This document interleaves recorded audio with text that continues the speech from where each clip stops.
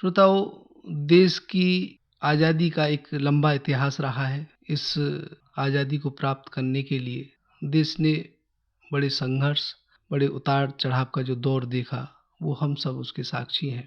न जाने कितने लोगों के बलिदान, कितने लोगों के संघर्ष और कितने लोगों की उस भावना और संकल्प का जिसके साथ दिन-रात लोग जुटे रहे, ये आज़ादी हमको मिली।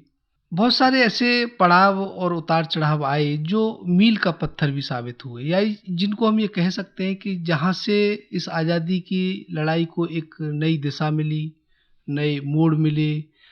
हो रही गलतियों से हमने सीखा, नए फिर से संकल्प लिए कि नहीं, ऐसे नहीं तो इस तरह से, और वो संघर्ष बदस्तूर जारी रहा। आज का जो दिन है वो अगर हम 100 साल पीछे लौट के जाएं तो गांधी जी के उस चिंतन और मनन का दिन है, जहां वो जन समुदाय से जुड़ करके ये बात कह रहे हैं कि अंग्रेजों से इस आज़ादी को प्राप्त करने के लिए हमें कुछ बलिदानों की तो आवश्यकता है ही, लेकिन सोच की भी आवश्यकता है, एक समझ की भी आवश्यकता है। और उस सोच और समझ में से ही अवमानना और प्रार्थना की भावना निकल करके आई। तो ये प्रार्थना, ये अवमानना क्या है, किन संदर्भों से ये जुड़ी हुई है, ये आज हम जानने की कोशिश करेंगे। हमारे साथ हैं डॉक्टर सुरेश चंद्र शर्मा जी, जो स्कॉलर हैं और इसी तरह के बिंदुओं और तथ्यों को लेकर के अपना चिंतन मनन है, जो खोज है, जो पढ़ाई है, वो करते रहते हैं। तो डॉक्टर साहब, आपका हमारे इस कार्यक्रम में स्वागत है। नमस्कार। नमस्कार जी। तो गांधी जी का ब्रज से बहुत सारा लगाव रहा, यहाँ कई बार आई है तो हमने आपसे कई बार जाना, और उनकी कुछ ऐतिहासिक पृष्ठभूमि भी है, वो भी हमने समझा। लेकिन आज जो दिवस है, वो उस दिवस के संदर्भ में ब्रज से जुड़ी हुई कुछ घटनाएं जो यहाँ हो रही हैं, उनको हम आपसे जानने का प्रयास करेंगे कि ये 6 जो अप्रैल है जी, आज तो 2019 है, लेकिन अगर 100 साल पीछे लौट के जाएं तो वो कहाँ से शुरुआत होती है, थोड़ा सा हमारे श्रोताओं के लिए बताने की कोशिश करें। धन्यवाद। महात्मा गांधी का ये आह्वान जो 6 अप्रैल 1919 को हुआ था, ये पूरे उस अखंड भारत के लिए था कि जब रॉलेट बिल्स कहें, क्योंकि 2 ये बिल थे जिनको कानून का रूप दिया जाना था। तो महात्मा गांधी ने ये कहा था कि जब ये कानून बन जाए तो उसके दूसरे संडे को, यानी 6 अप्रैल को अवमानना एवं प्रार्थना दिवस मनाया जाए इसके विरोध में।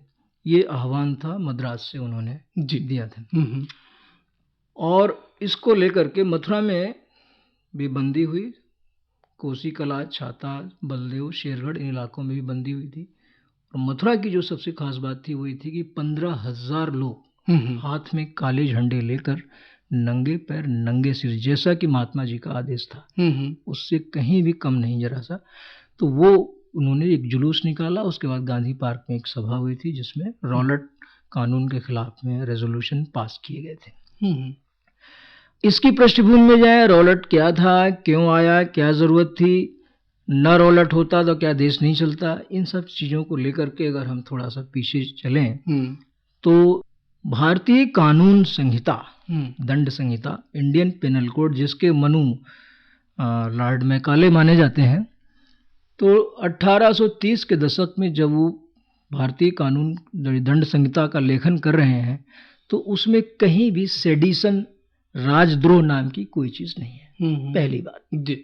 दूसरी बात, राजद्रोह का सबसे बड़ा विप्लव 1857 में हुआ।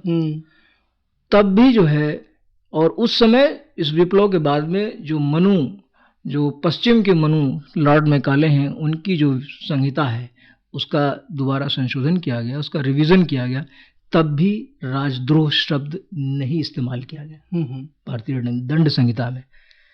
लेकिन आखिर क्या बात हुई कि 57 में राजद्रोह नहीं है और उसके बाद में राजद्रोह शब्द आता है, जिसको लेकर के रॉलेट बिल का विरोध बनता है। तो इंटरेस्टिंग बात है, इतिहास में हम देखते हैं कि एक वहाबी मूवमेंट शुरू हुआ था। एक्चुअली देखा जाए तो ये नजदी मूवमेंट था जो अरब में शुरू हुआ था, एंड सैफुल इस्लाम मोहम्मद इब्न अब्दुल वहाब नजदी साहब इसके प्रोपाउंडर थे।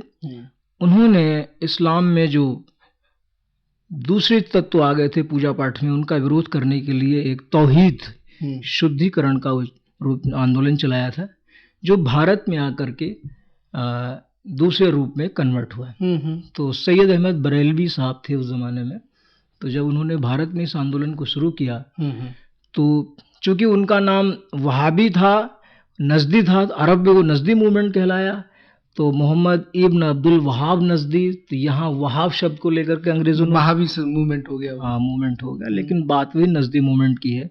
तो सैयद अहमद बरेलवी साहब ने और शाह इस्माइल देहलवी, इन लोगों ने मिल करके इसको इस्लाम को प्योरीफाई करने का, शुद्धिकरण का, जैसे आर्य समाज ने हिंदुओं के विषय में किया, ये मूवमेंट चलाया था। तो 1800 जब उधर पंजाब में महाराजा रणजीत सिंह का प्रभाव बढ़ रहा था और वो एक के बाद एक विजय करते जा रहे थे, तो जब उनकी विजय पेशावर पे हो गई, क्योंकि वो मुस्लिम का सेंटर जी, और उनका वर्चस्व अफगानिस्तान तक बढ़ने लगा, तो भी मुसलमानों को चिंता हुई कि भाई ये तो सब जो है कन्वर्ट हो जाएंगे, सब सिख हो जाएंगे या कुछ और हो जाएंगे, तो इस्लाम खतरे में है। इसलिए वो जो वहाबी मूवमेंट है, जो नजदी मूवमेंट है, जो इस्लाम के शुद्धिकरण का मूवमेंट है, वो जिहाद का रूप लेता है। तो उस समय अंग्रेज सिंध में प्रयास कर रहे थे, 1823 के आसपास सिंध में अपनी स्थिति बना रहे थे। वो महाराजा रणजीत सिंह, बहुत बड़ी ताकत मौजूद थी, वहाँ वो पहुँच नहीं पा रहे थे। तो उन्होंने एक चिट्ठी लिखी उनको कि ऐसी ऐसी बात है और ये हमारा चूंकि इस्लाम का मामला और खतरे में है, लिहाजा हम जो है कुछ गतिविधि सिंध में करना चाहते हैं। तो ब्रिटिश हुकूमत ने कहा हमें कोई इससे एतराज़ नहीं है, अगर ब्रिटिश राज्य की सीमाएं अशांत नहीं होती हैं तो आप कर सकते हैं। तो उन्होंने वहाँ सेंटर बनाया, सैयद अहमद बरेलवी साहब ने, शाह इस्माइल ने, और महाराजा रणजीत सिंह के खिलाफ में युद्ध छिड़ा। रणजीत सिंह का प्रभाव क्षेत्र काफी बड़ा था, दूर तक था जी। हाँ, उधर जो है फ्रांस में नेपोलियन का युद्ध चल रहा था, इधर रूस भी एंट्री करने की कोशिश कर रहा था 57 से। तो अंग्रेजों को ये डर था कि कहीं अगर रणजीत सिंह मिल गए नेपोलियन से या रूस से तो हमारे लिए बहुत बड़ी मुश्किल हो जाएगी, इसलिए वो भी डिस्टर्ब नहीं कर रहे थे। और यहाँ भरतपुर में भी जो झगड़े चल रहे थे उत्तरदायित्व के, तो उसमें भी एक चिट्ठी रणजीत सिंह को भेजी थी अपने दुर्जन साल ने कि भाई हमें मदद की जाए, भरतपुर में राज्यारोहण की मेरा अधिकार बनता है। तो ये उनके प्रभाव को दूर तक है, लेकिन उसमें उनको कामयाबी नहीं मिली। 1831 में वो कुर्बान हो गए, सैयद अहमद बरेलवी साहब और शाह इस्माइल। तो उसके बाद में महाराजा रणजीत सिंह की भी डेथ हो जाती है 1839 में, और फिर पंजाब अंग्रेजों के हाथ में चला जाता है। 49 तक पंजाब जब हाथ में चला जाता है, तब अंग्रेजों को सबसे पहला जो मुकाबला है वो वहीं उन्हीं जिहादियों से होता है जिनको वो स्वीकृति दी थी, खड़ा कर रहे थे उनको। और ये पीरियड वो है 1864 का कि जब ये इस जो वहाबी मूवमेंट, जिसको अंग्रेजी वहाबी नजदी मूवमेंट कह सकते हैं, वहाबी अगर कहें तो इसका विरोध और अंग्रेजों की टकराहट शुरू होती है। नहीं तो इसका ये जो आप वहाबी मूवमेंट और इसकी जो बात कर रहे हैं इसकी, वो फिर ये जो हम बात छेड़ रहे हैं महात्मा गांधी का, हाँ, तो वो इसलिए इससे ताल्लुक इस तरीके से बैठता है कि 1871 में जब उन्होंने पूरा क्रश कर दिया 1864 से लेकर के, तब उन्होंने पहली बार भारतीय दंड संहिता में सेडिशन शब्द जोड़ा गया। सर जेम्स यहाँ पर फिर वो राजद्रोह वाला चीज आती है, पहली क्यों दमन की जो मानसिकता है, लोगों को दबा के रखना है, लंबे समय तक राज करना है, तो वो इसका ख्याल उन्होंने वहाबी मूवमेंट से आया। और दूसरा एक कूका मूवमेंट है, क्योंकि जब सिख हार गए अंग्रेजों से, तो कूका जो कि एक समाज सुधार का, धर्म सुधार का आंदोलन था, वो भी अंग्रेजों के खिलाफ हो गया। तो जो रॉलेट बिल की बात जो महात्मा गांधी अभी कर रहे हैं, तो 1871 में उसकी बुनियाद कूका आंदोलन में छिपी है और वहाबियों के विद्रोह में छिपी है। तो पहला आजादी का जो बिगुल है 1871 में बसता है, और उसको क्रश करने के लिए, दबाने के लिए सेडिशन शब्द भारतीय दंड संहिता में जोड़ा गया सर जेम्स स्टीफन के सलाह पे। अब ये जब शब्द जुड़ जाता है तो सरकार को पावर मिल जाता है क्रश करने का, और उस समय विक्टोरिया यानी कि राज्य जो ब्रिटिश हुकूमत है उसके डायरेक्ट अंडर में भारत आ चुका होता है, और उसको दमन करते करते करते लास्ट में 1898 में Indian penal code and code of criminal procedure, ये जो कानून है वो पूरी तरीके से 1871 में ये प्रोसीजर था कि कोई भी चीज अगर वो छापी जाती है और उससे राज्य में कोई उपद्रव होता है तो वो दंडनीय अपराध होगा। लेकिन 98 में क्या हुआ जी, 98 में ये हुआ कि वो सिर्फ छापने से ही नहीं, कि अपराध होने से नहीं, विपद्रव होने से ही नहीं, अगर वो प्रकाशित भी कर दिया गया तो वो अपराध होगा, सेडिशन माना जाएगा। ये 1898 यानी जो अभिव्यक्ति की और काम करने की जो जितनी भी सारी स्वतंत्रताएं और अधिकार से वो एक तरह से छीन लिए जा रहे हैं यहाँ पे। वहां पर तो विप्लव की कंडीशन है कि अगर विप्लव होता है तो वो दंडनीय होगा, और 1898 में ये होता है कि नहीं, अगर आपने प्रकाशित कर दिया तो भी वो दंडनीय होगा। और फिर 1919 में उसकी पराकाष्ठा हो गई कि जब एक कमेटी बिठाई गई, कमीशन बिठाया गया, तो वो रॉलट उसके अध्यक्ष थे, सिडनी रॉलट साहब, ही लंदन हाई कोर्ट के चीफ जस्टिस थे। उसके साथ में जो है बेसिल स्कॉट साहब थे, वो भी हाई कोर्ट के जज थे, और अपने कुमार स्वामी शास्त्री और आपके प्रवेश चंद्र मित्रा, इनकी कमेटी थी। उस कमेटी ने जो है सर्वे करके एक रिपोर्ट सरकार को सौंपी कि भाई एक बरिंद्र कुमार घोष का जो गतिविधियां हैं, जो बड़ौदा से कलकत्ता जाता है और सरकार के खिलाफ में वो एक संगठन बनाने की कोशिश करता है, कामयाब नहीं होता है, फिर बड़ौदा आ जाता है। तो इन गतिविधियों को लेकर के शायद ऐसा माना जाता है कि बाबू प्रवेश चंद्र ने सरकार को सलाह दी कि अब जो है इस कानून को सख्त बनाने की जरूरत है। उसमें रॉलट साहब का उतना दोष नहीं माना जाता डॉक्यूमेंट्स में, लेकिन प्रवेश चंद्र चूंकि वो बंगाल के थे, उनको पूरी चीज़ों की तहकीकात थी, इसलिए उसको क्रश करने के लिए, उसको दबाने के लिए और सख्त कानून बनाया। और उस कानून के मुताबिक 1919 में जब ये 2 बिल बनाए गए, तो उसमें एक Indian criminal law amendment act और ये क्रिमिनल इमरजेंसी पावर्स एक्ट, और इनको मिला करके जो है कि जो कुछ पहले वाले कानून से जो संभव नहीं हो पाएगा उसे इमरजेंसी पावर से पूरा किया जाएगा। उसमें उसके 49 कॉलम थे और एक लंबी लिस्ट थी अपराधों की, जिसमें जो कुछ भी ये जो संहिताएं थी, जो उसमें जो दफा 124 थी, उसमें ए कॉलम पहले ही जुड़ा हुआ था। बी कॉलम ये जोड़ा गया कि अब सिर्फ प्रकाशित होना ही नहीं, बल्कि ऐसा कोई डॉक्यूमेंट जो राज्य के खिलाफ है, ब्रिटिश हुकूमत के खिलाफ होगा, अगर वो रखा हुआ भी है घर में, तो भी दंडनीय माना जाए। जी जी जी जी। तो बात न सिर्फ करने की बल्कि प्रकाशित करने की, सोचने तक पर भी पाबंदी जो है यहाँ लगा दी गई है। इसीलिए ये एक खिलाफत का जो वो, चूंकि डॉक्टर साहब उस समय सामान्य जन या सामान्य जो भारतवासी था, उसकी इतनी समझ और सोच नहीं थी, न उसके पास इतने साधन थे कि वो कुछ उस तरह का। तो गांधी जी जिस बात को 1919 में उठा रहे हैं मद्रास से, जैसा आप बता रहे हैं उसमें, तो वो जो लोगों के सामने चीज गई और इतना बड़ा आंदोलन जो आप कह रहे हैं कि मथुरा में भी खड़ा हुआ, न सिर्फ मथुरा में बल्कि सारे देश में हुआ होगा। तो ये जो चीजें संभव हुई कि गांधी जी का उतना प्रभाव, गांधी जी की बात का उतना प्रभाव, गांधी जी की सोच का उतना प्रभाव, तो लोग मतलब एक साथ इकट्ठा उसमें हुए। गांधी की बात की जो ताकत है वो उनको कहाँ से मिल रही है? वो कैसे, क्या वो 1919 तक आते आते इतना जनमानस से या भारतीय परिस्थितियों से 2-4 हो चुके थे, लोगों के साथ उनका तादाद में हो चुका था, इसलिए लोग कष्ट तो झेल ही रहे थे। जी जी। सरकार का दमन चक्र जारी था, कूका विद्रोह को दबाया गया था, और ये जो वहाबियों का जिहाद था उसको दमन किया गया था। अब रह गई थी अभिव्यक्ति, वो भी छीन गई थी। अब रह गया था अगर हम कोई ऐसा डॉक्यूमेंट कहीं कुछ रखते हैं तो भी जुर्म, तो ये बातें जब जनता को पता चलेंगी तो हर आदमी मुल्जिम हो जाएगा, और कौन इसका विरोध नहीं करना चाहेगा।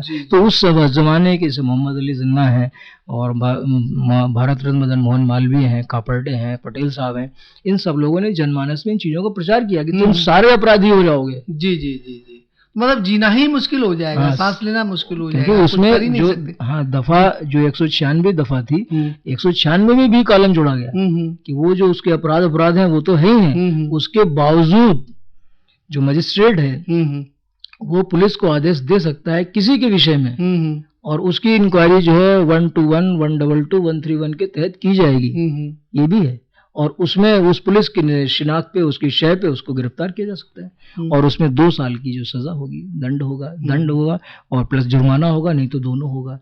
तो ये बातें जब जनता को पता चले कि हम तो वैसे ही मुल्जिम हैं और कभी भी मुल्जिम बनाए जा सकते हैं, तो कौन विद्रोह नहीं करेगा? तो कौन विद्रोह नहीं करेगा? तो अपनी आज़ादी की ये बात फिर आगे चल के, तो अब इसमें 6 तारीख को आप कह रहे हैं कि लगभग 15,000 लोग इकट्ठा हो रहे हैं, जिनके पैर में चप्पल नहीं है, जूते नहीं है, सर पे कोई टोपी नहीं है, और एक आह्वान पर, सिर्फ आह्वान पर, लेकिन वो बात बड़ी थी तो उसके लिए इकट्ठा हुए। आगे इसके बाद जो यहाँ घटित हो रहा है कुछ दिनों में, जो क्योंकि 6 तारीख में यहाँ हो रहा है और 13 अप्रैल में आपका जलियांवाला बाग होता है, तो इस बीच में जो छोटे छोटे जो समूहों में आंदोलन तो होते रहे हैं इसमें, तो गांधी जी यहाँ कहीं चल के आ रहे हैं इस बीच में? हाँ जी, गांधी जी सबसे पहले तो ये जो डेट, जो तारीख 6 तारीख रखी गई थी, इसमें कुछ गलतफहमियां हो गई। दिल्ली में इसको 1 हफ्ते पहले ही मना लिया गया। अमृतसर में भी विद्रोह हो गया और लाहौर में भी विद्रोह हो गया। तो जो ये अशांति थी उसकी शांति स्थापना के लिए उधर श्रद्धानंद जी थे दिल्ली में, और लाहौर में भी डॉक्टर सतपाल थे, सैफुद्दीन किचलू साहब थे। तो उन्होंने गांधी जी को आमंत्रित किया कि भाई जनता को समझाएं ये सब ऐसा हो रहा है। तो उनके आह्वान पे वो जो है बम्बई से निकले अमृतसर के लिए। 9 अप्रैल को जब यहाँ से जा रहे हैं तो उनको जो है पंजाब में प्रवेश करने की मनाही हुई। उस आदेश को जब उन्होंने पालन नहीं किया तो पलवल से गिरफ्तार करके मथुरा लाया गया। उस रात उनको यहाँ सदर क्षेत्र में रखा गया। अगले दिन 6:30 बजे BBC नॉर्दर्न एक्सप्रेस से उनको रवाना किया गया। तो ये घटना जो है और आग में घी डालने का काम, इससे क्या है कि और विद्रोह हो गए और लोगों में गलतफहमियां ज्यादा होंगी। उधर डॉक्टर सतपाल को भी अमृतसर में गिरफ्तार कर लिया गया, इधर महात्मा गांधी को किचलू साहब भी गिरफ्तार हो गए। तो लोगों में डेमोन्स्ट्रेशन बढ़ा, उन्होंने जो है इसका विरोध करना शुरू किया, जिसके तहत जो है अल्टीमेटली जलियांवाला बाग 13 तारीख को हो गया। पंजाब में हो रहा है। तो एक तरह से जो जलियांवाला बाग की जो पृष्ठभूमि है और रॉलेट एक्ट में जो पहली गिरफ्तारी गांधी जी की हो रही है वो ब्रज में हो रही है। जी, ब्रज में हो रही है और एक रात वो यहाँ रह रहे हैं 9 से 10। 9 की रात को आते हैं, 10 को सवेरे जाते हैं। ये बड़ी महत्वपूर्ण बात है और उसके तहत ही वो लिंक्ड है इससे। अब देखिए कि ये घटना कितनी बड़ी, कहाँ कूका मूवमेंट, कहाँ वाबियों का जिहाद और कहाँ 1898 का कानून, कहाँ 1919, कहाँ महात्मा गांधी की गिरफ्तारी, कहाँ जलियांवाला। तो ये पूरा चैप्टर है, इसलिए हमने पूरे ब्रजमंडल में सबका आह्वान किया कि भाई इस इतिहास को सेलिब्रेट करें, एक गांधी सप्ताह के नाम से इसको करने की जरूरत, तब लोग जो है जागरूकता आएगी, वरना इन सब चीजें खो जाएंगी। अब उसमें देखिए कि जैसे जब मथुरा में होता है तो उसमें दफा 144 लगी होती है और उसमें लोग गिरफ्तार होते हैं। केदारनाथ भार्गव जी उसमें गिरफ्तार हुए और उनके मुकदमे की पैरवी ख्वाजा अहमद साहब थे, उन्होंने की थी, जिसमें सरोजिनी नायडू खुद उपस्थित थी। और उसके अलावा जैसे आपके हकीम ब्रजलाल बर्मन हैं और मास्टर राम सिंह हैं, दातानंदन सिंह हैं और दयाराम जी हैं, ये सब लोग ये यहाँ मथुरा के गिरफ्तार हुए, लोकल लोग हैं, इनका मुकदमा चला। और एक तो बड़ी इंटरेस्टिंग बात है, महादेव प्रसाद शुक्ल एक CID इंस्पेक्टर थे, वो भी उसमें शामिल हुए विरोध प्रदर्शन में जी, और उनको बर्खास्त किया गया बाकायदा। तो ये एक बड़ी गर्व की बात है कि हमारे जनपद में इतना कुछ हुआ और हम साइलेंट हैं इस बात पे। तो इसका जो आप क्या कोई डॉक्यूमेंटेशन है? हाँ, डॉक्यूमेंटेशन है, पुराने दस्तावेजों में सब लिखा हुआ है, अखबारों में भी है। उन्हीं अखबारों के जरिए डॉक्यूमेंट्स में जो कुछ हमने हासिल किया वो हमसे यहाँ शेयर कर रहे हैं। जी। तो लेकिन जन मानस में या ब्रज के लोगों में या ब्रज में कुछ ऐसा मॉन्यूमेंट्स टाइप का कुछ ऐसा नहीं है जिसकी को देख करके हम ये कह सकें कि भाई ये घटना यहाँ हुई। हाँ, जनप्रतिनिधियों से साक्ष्य के तौर पर नहीं बन पाया, इसलिए हमने इसको सप्ताह का रूप दिया। और जो सप्ताह मनाया जा रहा है उसमें सारे जनप्रतिनिधियों से हमने भागीदारी की, वो अपील की और उनको हमने बताया, समझाया और साथ में कहा कि जैसे कि वो रेल म्यूजियम का जो अभी कॉन्सेप्ट हुआ है तो उसमें भी इन सब चीजों को दर्शाएं, दिखाएं, ताकि वो उसका प्रचार प्रसार हो। अब कोई चीज 100 साल से दबी रहेगी तो उसमें तो जाहिर है कि खो जाएगी।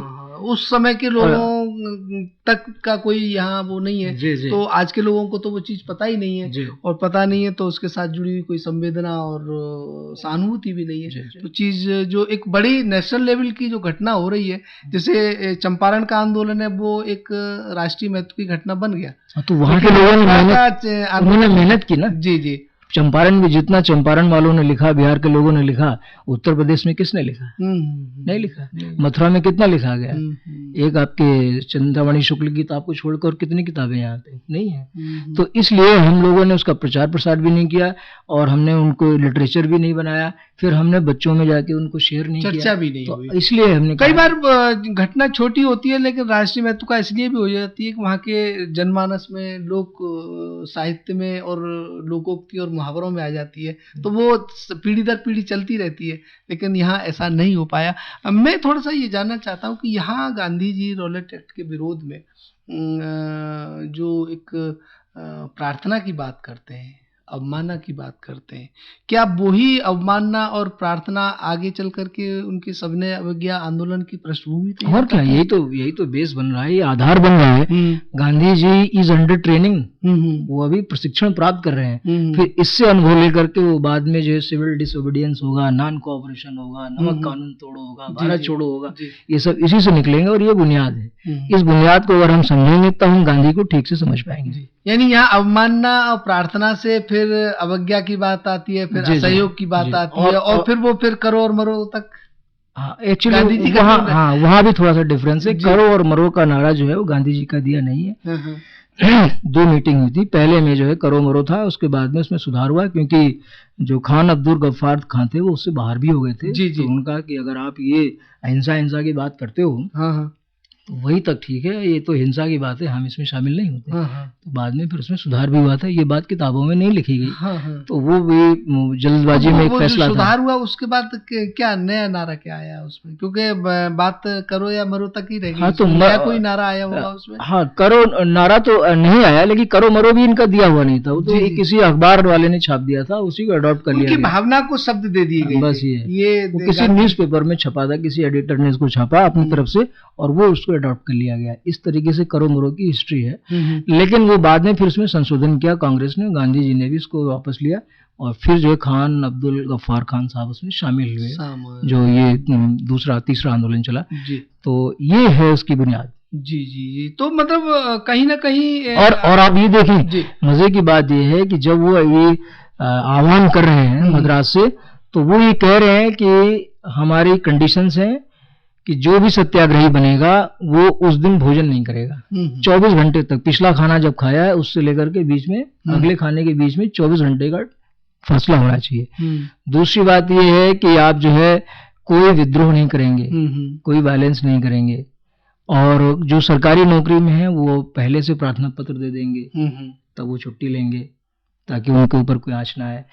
तो उसके इस तरीके से वो ब्रिटिश गवर्नमेंट जो है वो काफी हैरत में पड़ी थी और परेशान थी कि भाई अगर ऐसा कुछ कामयाब हो गया तो हम तो मतलब भारत में जो हम बात कह रहे हैं इसकी पूरे विश्व में निंदा हो जाएगी। देश बंद हुआ, बहुत बड़ी बात थी और सारे लोग सहमत हुए, सब लोगों ने इंपीरियल लेजिस्लेटिव काउंसिल से इस्तीफे तक दे दिए, सब कुछ हुआ। तो ये देश मतलब कैसे इस पर हम शासन करेंगे, हिल गई थी सरकार। कितनी बड़ी बात थी, कितनी सोच, बिना कुछ किए विचार की शक्ति वहाँ उस बड़ी सत्ता को हिला रही है, जिसकी जो जड़ें वो बहुत मजबूत है। और इसीलिए वो माई एक्सपेरिमेंट्स विद ट्रुथ लिखते हैं। तो ये गांधी जी के प्रयोग है और ये पहला एक राष्ट्रीय प्रयोग है। तो कहीं ना कहीं जो प्रयोग की जो प्रयोगशाला है वो ब्रज से शुरू होती है। उसमें हम सौभाग्यशाली, या ऐसे कहें कि वो ब्रज में जो है उनको बनाया गांधी जो है वो ब्रज में महात्मा बने। जब मथुरा में गांधी बने महात्मा, ऐसा हो सकता है। जी। तो मतलब कई बातें ऐसी हो सकती हैं जिनको लेकर के हम गर्व कर सकते हैं। और क्या, अब चाहे गांधी के वस्तुओं का त्याग है, वो भी मथुरा में हो रहा है, पहली गिरफ्तारी वो मथुरा में हो रही है। तो आप ये देखिए कि उनको महात्मा बनाने में इस ब्रज भूमि का बहुत बड़ा योगदान है। नाम तो उनका पहले से चला आ रहा है, लेकिन उनका जो काम है वो मथुरा से ही शुरू होता है। जी। तो मथुरा ने, ब्रज ने उनको जो है महात्मा बनाया, मथुरा ने, ब्रज ने उनको जो है सत्य की प्रयोगशाला का एक उपकरण दिया और यहाँ से जो है बहुत सारी चीजें लेकर के वो वास्तविक जो महात्मा है वो यहाँ से और आप देखिए। और ये देखिए कि जब वो कह रहे हैं, जो मैसेज उन्होंने जारी किया है कि it was galling for me to remain free, ये हमारे लिए बहुत कष्टदायक था कि मैं आजाद हूँ और सारा देश गुलाम है। इस बात को उन्होंने कहा, मतलब मथुरा में गिरफ्तार हुए हैं, जो देश के नाम संदेश दिया है कि ये बहुत दुखद था कि सारा देश तो रॉलेट कानून में गिरफ्तार हो गया है, तुम ऑलरेडी गिरफ्तार हो, चाहे घर में रहो, चाहे व्यापार में रहो, कहीं भी रहो, कुछ कर ही नहीं सकते, सोच भी नहीं सकते। इस कानून से आप जो है अपने घर में गिरफ्तार हैं और मैं आजाद हूँ। तो जब ये गिरफ्तारी हो गई मथुरा में तो मैं बहुत प्रसन्न हूँ, ये कहा। जी जी, यहाँ उनकी आत्मा फिर चैन पा रही है उसमें कि कुछ मैं समझता हूँ शायद वो ये भी कहना चाह रहे हैं कि ये एक पहला कदम है, एक पहली सार्थक पहल है जो मुझको गिरफ्तार करके कहीं न कहीं ब्रिटिशर्स ने उसकी शुरुआत कर दी है कि देश अब जो है सचेत होगा, जागरूक होगा और वास्तविक जो काम होना है और वो शुरू भी हुआ। और ये अनुभव मथुरा से हो रहा है। जी जी जी, ये अनुभव मथुरा से तब हो रहा है कि जब गिरफ्तार हुए, तभी तो इतनी बड़ी बात कह रहे हैं कि सारा देश गुलाम है, सारा देश बंद है, बंदी बन गया है और मैं आजाद। कितनी बड़ी बात कही उन्होंने। तो ये बड़ी बात के साथ जरूर हमें ये चिंतन करना चाहिए कि इस जो आज़ादी की इस उसमें जो वातावरण में हम सांस ले रहे हैं आज, उसकी बहुत बड़ी कीमत हमारे आज़ादी के सपूतों ने निभाई है। आज उनको सच्ची श्रद्धांजलि देने के लिए एक हमारे पास ये अवसर हो सकता है कि उनकी याद में कम से कम कुछ ऐसी पहल करें और जो आगे चल करके आने वाली जो पीढ़ी है उसको एक नजीर और एक कम से कम साक्ष्य तो दे सके कि नहीं, लोगों ने बहुत कुछ किया और हमारी भूमि से। और उस साथ में ये देखिए ना कि उनकी कुर्बानियों की अगर मिसाल देखें तो कूका विद्रोह में तोपों से बांध कर उड़ाया अंग्रेजों ने सिखों को। जी, तोपों से बांध करके इस तरीके से दमन किया गया। और उनके जो सेंटर्स थे जिहादियों के, जैसे अम्बाला है, पटना है, मालदा है, राजमहल है, हम इन सब जगहों में क्रश किया उसको जबरदस्त। भले वो इस्लामिक मूवमेंट था लेकिन राष्ट्रीय भावना में अंग्रेजों को हिंदुस्तान से निकालने का पहला प्रयोग जिहादियों ने किया, वहाबियों ने किया और सिखों ने किया। तो इसको और उसकी जो क्लाइमेक्स है वो महात्मा गांधी के उसमें दिखाई दे रही है। 1871 से 1919 के बीच का जो 48 साल का जो दौर है, कितना कीमती दौर है। और तब इनको समझ में आया कि वहां तो वंदे मातरम चला रहे हैं, क्योंकि इनको गलतफहमी है वंदे मातरम जो अंग्रेजों के खिलाफ नहीं है, वो मुसलमानों के खिलाफ है। कि जब ये इस्लामिक मूवमेंट कुचला जा रहा है तो ये खुश हो रहे हैं, इन्होंने वंदे मातरम आनंद मठ लिखा। और ये उधर सैयद अहमद साहब 1864 में गाजीपुर में स्कूल खोल रहे हैं, अंग्रेजों की प्रशंसा में गीत गा रहे हैं। क्योंकि इनको आभास नहीं था कि ब्रिटिश हुकूमत हमारे साथ करने क्या जा रही है, ये नहीं पता था। इसलिए वो गलतफहमी में वो साहित्य चलने लगा। फिर उस साहित्य का एक दुरुपयोग हो गया, वंदे मातरम का मिस इंटरप्रिटेशन हो गया, क्योंकि वो मुस्लिम के अगेंस्ट में चला गया। क्योंकि उस उपन्यास में जो बात है उसमें मुसलमानों को जो है हे दृष्टि से देखा गया है, हिंदुओं को वो ब्रिटिश को अच्छी जगह से कि ये आ गए हैं तो अब इनको जो है क्रश कर देंगे। ये गलतफहमी वहां पैदा हुई। इनको ये गलतफहमी पैदा हुई कि नहीं ये तो हमारे मसीहा हमको बहुत कुछ दे देंगे। तो इन्होंने फिर सैयद अहमद साहब ने बाद में अलीगढ़ में आंदोलन चलाया। लेकिन नहीं पता था कि 1871 में जो अंग्रेज कर रहे हैं और 1871 का जो बाय द वे एक धर्म के नाम पे विद्रोह है, कल वो राष्ट्रद्रोह जो है पूरे देश का एक आंदोलन बनेगा, ये किसी को पता नहीं था। और ये तब पता चला कि जब वो कानून मजबूत होते होते 1919 में जो है रॉलेट एक्ट का रूप लेता है, तब पता चलता है इनको कि क्या मतलब था उनका। और उसका विरोध करने के लिए उस समय एक बहुत बड़ी जमात थी हमारे पास में, जिसमें जिन्ना साहब थे, जिसमें पटेल साहब थे, भारत रत्न मदन मोहन मालवीय थे, खापर्डे साहब थे, नवाब अली चौधरी थे, BN शर्मा थे और महात्मा गांधी तो थे ही थे। तो अब अंग्रेजों को झुकना पड़ा। तो निश्चित तौर पे ब्रज में बहुत सारी घटनाएं घटित हो रही हैं, उनका हम एक एक करके आगे भी उल्लेख करते रहेंगे श्रोता बंधु। लेकिन बात वही आती है कि हमारे पास बहुत कुछ है, उसका गर्व हमें करना सीखना चाहिए। तो वो हमें ताकत भी देता है और वो हमें रोशनी भी देता है। डॉक्टर साहब आप आए और गांधी जी और रॉलेट एक्ट के खिलाफ हुए इस आंदोलन की यादें हमारे साथ ताज़ा की, हमारे श्रोताओं के साथ की, इसके लिए आपका बहुत बहुत धन्यवाद।